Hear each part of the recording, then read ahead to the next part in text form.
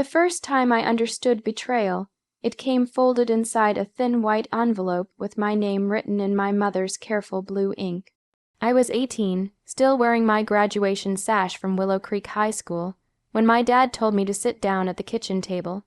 The house in Willow Creek smelled like pot roast and lemon cleaner, like every Sunday of my childhood. Everything looked normal. That was the cruelest part. Mom slid the envelope toward me. "For your records," she said too brightly. I smiled, thinking it was another congratulatory card. I'd been accepted into Columbia University with a partial scholarship.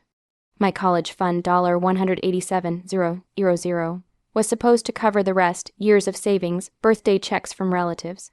Summer jobs, academic awards, every dollar carefully deposited into my account at First National Bank. I opened the envelope. The paper trembled in my hands before I realized it was me who was shaking. Balance $0. 00 account status closed. At first I thought it was a clerical error. "This isn't funny," I said, forcing a small laugh. Dad didn't laugh back. "It's not a mistake." The words landed like a slap. Mom reached across the table and squeezed my wrist. "Sweetheart, we needed the money." "For what?" My throat tightened. "For Aaron. Of course, my younger brother. The football star, the one coaches called a natural. He'd been offered a spot at an elite sports academy, tuition due immediately. An investment in his future, Dad had called it for weeks. You had a scholarship, Dad continued. You're smart, you'll get loans, grants, you'll figure it out. I stared at them, waiting for the punchline. For the apology, for the guilt, nothing came. That was my fund. I whispered. It was a family fund, Mom corrected gently. And families make sacrifices.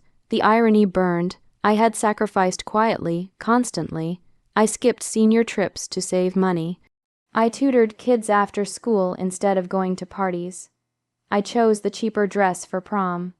I believed them every time they said, "We're so proud of you. This is for your future."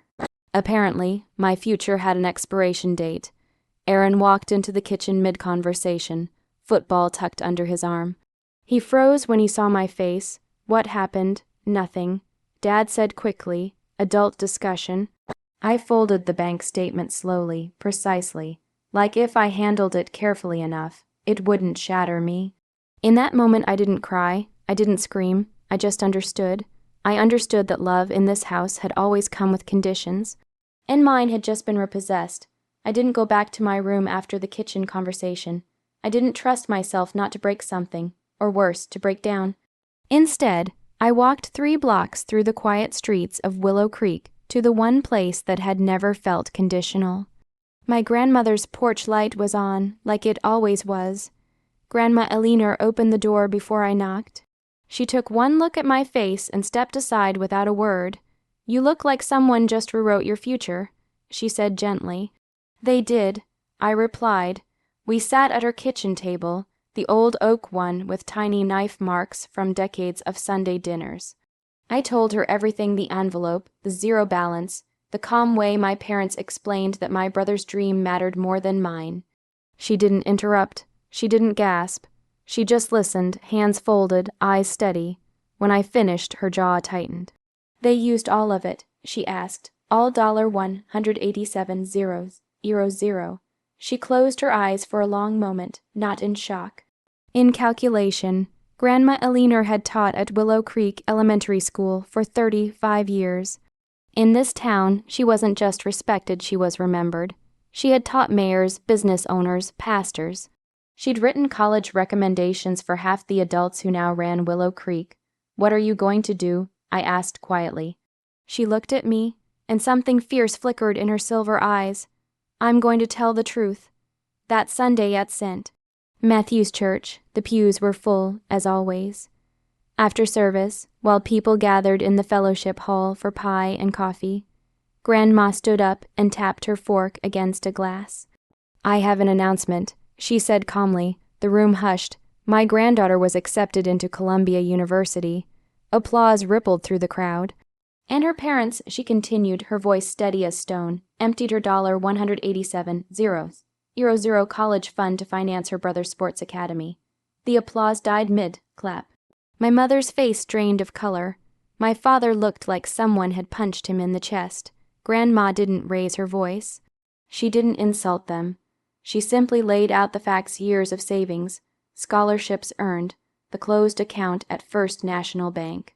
In this town, she finished, we do not build one child's future by demolishing another's. Silence filled the room. Heavy, unavoidable. By Monday morning, whispers had reached Daisy's diner. By Tuesday, parents at the school pickup line were shaking their heads. By Wednesday, even Aaron felt the weight of it in the locker room. Grandma hadn't shouted. She hadn't threatened. She had simply turned on the light. And in a town like Willow Creek, once the truth was seen, it could never be unseen. By the time the whispers settled into something heavier: judgment, disappointment, quiet anger, my parents stopped meeting anyone's eyes in Willow Creek. But Grandma Eleanor moved through town like she always had, steady, composed, unshaken. 3 days after her announcement at St. Matthew's Church, she called me early in the morning. "Put on something nice," she said. "We're going to the bank." We walked into First National Bank together. Mr. Harris, the branch manager, stood up straighter when he saw her. He had once been a shy third grader in her classroom. "How can I help you, Mrs. Eleanor?" he asked respectfully. "I'd like to open a trust," she replied, in my granddaughter's name, effective immediately. I stared at her. "Grandma, you don't have to. I know I don't have to," she interrupted softly. "I want to." She placed a folder on his desk.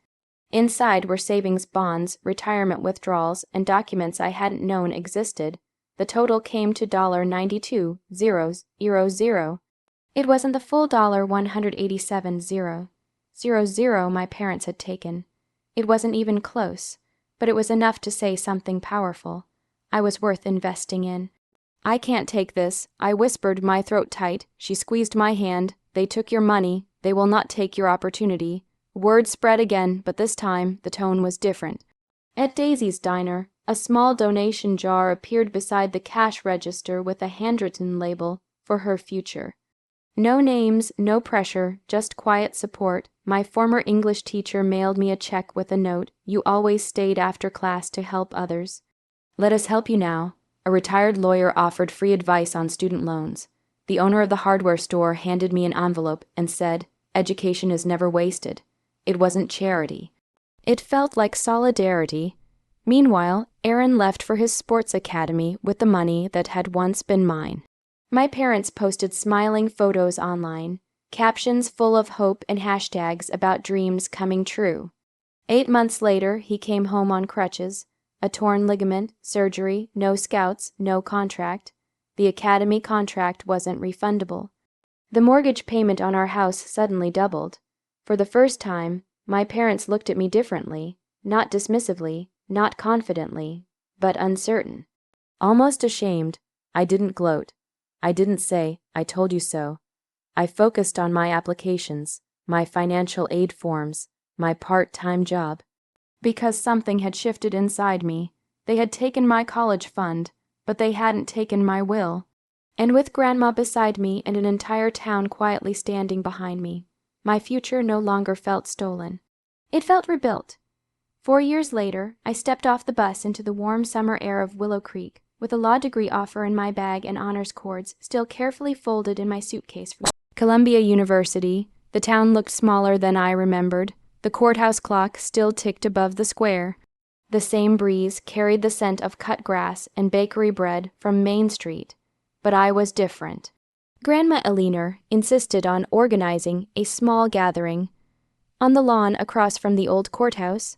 In Willow Creek, small meant nearly everyone. White folding chairs lined the grass, lemonade pitchers sweated in the heat. A handmade banner stretched between 2 trees, "Welcome home." I spotted my parents standing near the back of the crowd. They looked older, quieter. Aaron stood beside them, no football in sight. Grandma stepped up to the microphone first. Even at her age, her voice carried across the lawn. "This young woman," she began, "was once told she would figure it out." Soft murmurs rippled through the crowd. And she did. Applause swelled, filling the air in a way that made my chest ache. She lost $187,000. Grandma continued calmly. But she gained something far more valuable: integrity, resilience, and the respect of a community that believes in fairness. I swallowed hard. She turned toward my parents, not with cruelty, but with clarity. "We all make choices," she said. "Some cost more than money." The silence that followed wasn't sharp anymore. It was reflective. When Grandma handed me the microphone, my hands trembled slightly. "I used to think revenge meant making someone hurt the way I hurt," I said. "But I learned something better." I glanced at my parents. Success is quiet. It doesn't scream. It doesn't shame. It just stands tall. Aaron stepped forward first. "I'm sorry," he said, his voice low but steady. "I didn't understand what it cost you." "I know," I replied softly. Then my mother approached, tears in her eyes. "We were wrong," she whispered. "We thought we were investing in one future. We didn't realize we were breaking another. It didn't erase what happened. It didn't refund the $187,000, but hearing it mattered." Grandma squeezed my hand. The applause that followed wasn't just for me. It was for truth told out loud, for fairness restored, for a lesson learned the hard way. My parents had taken my college fund. Grandma made sure the whole town knew, but the sweetest revenge wasn't their embarrassment.